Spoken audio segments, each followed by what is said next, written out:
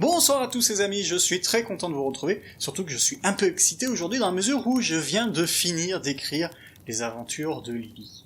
Et je suis très pressé de pouvoir vous les présenter. Vraiment, la fin de cette saison me plaît tout particulièrement. En attendant, nous en sommes à l'épisode 6, et je tiens déjà à vous remercier parce que vous êtes assez nombreux, mine de rien, à regarder cette série, et à me faire des retours sur Facebook ou autre. Je suis content. Alors n'hésitez pas, encore une fois, à partager les vidéos, à vous abonner à la chaîne pour avoir le contenu régulièrement, et merci d'être là. Alors, est-ce que vous êtes prêts à voir la suite de cette histoire? Oui? Alors attention, écoutez bien, c'est parti. Nous étions en fin de journée, et après la découverte de Sofiane, nos jeunes amis eurent envie de rentrer assez rapidement à leur campement pour vérifier si le morceau de tissu était bien celui qu'ils s'imaginaient. Et ils avaient raison, car en arrivant près de la table, ils virent que cette dernière était désormais recouverte d'une nappe dans laquelle on avait subtilisé un grand rectangle de tissu. « Mais qu'est-ce que c'est que cette blague ?» s'étonna Jean. « Quelqu'un peut m'expliquer ?»« J'en ai pas la moindre idée, » soupira Lily. Clara prit sur la table le dessin qu'elle avait commencé à réaliser et décida de quitter le groupe pour rejoindre la tente des filles et ranger sa création dans ses affaires afin de la mettre à l'abri.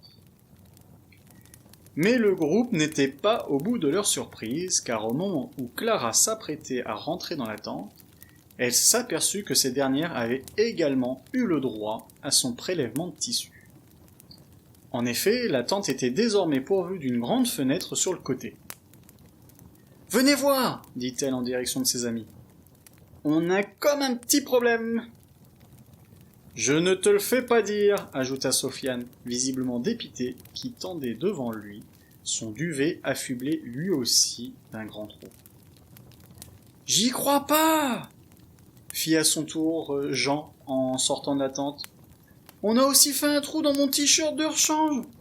Je l'aimais bien ce t-shirt !»«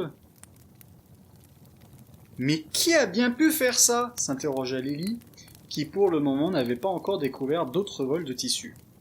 « Il faut que j'aille prévenir papa et maman !» Elle prit donc aussitôt la direction de la maison, mais son regard fut attiré par quelque chose qui se déplaçait dans les hautes herbes à côté d'elle.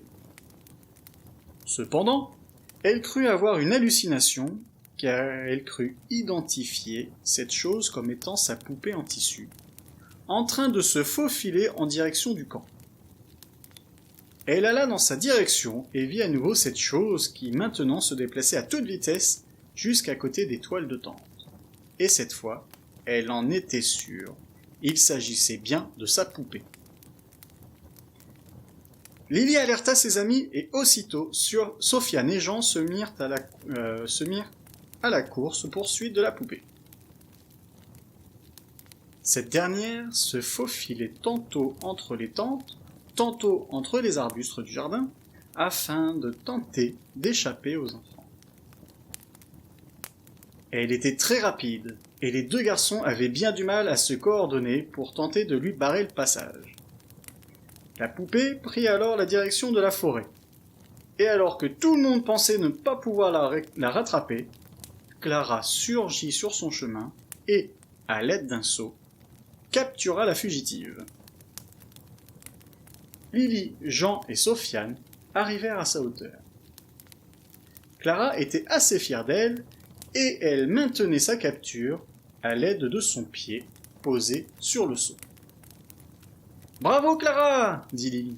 « Rien ne sert de courir, fit Clara. Il suffit d'avoir de la chance, poursuivit Sofiane en faisant une grimace à sa sœur.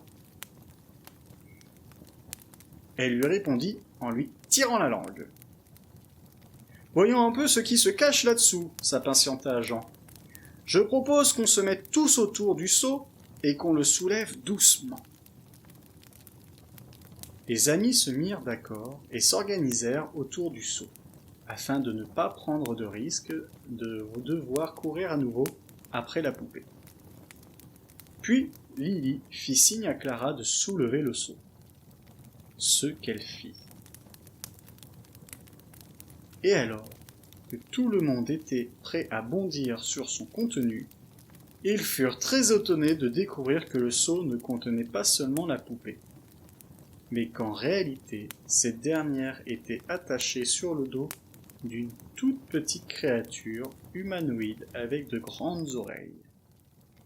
Et cette créature semblait aussi essoufflée et surprise que nos compagnons. Et voilà, c'est fini pour aujourd'hui. J'espère que cet épisode vous a plu et que vous allez passer une bonne nuit. Dans tous les cas, en attendant, en attendant le prochain épisode, je vous souhaite une bonne nuit, faites de beaux rêves et à bientôt.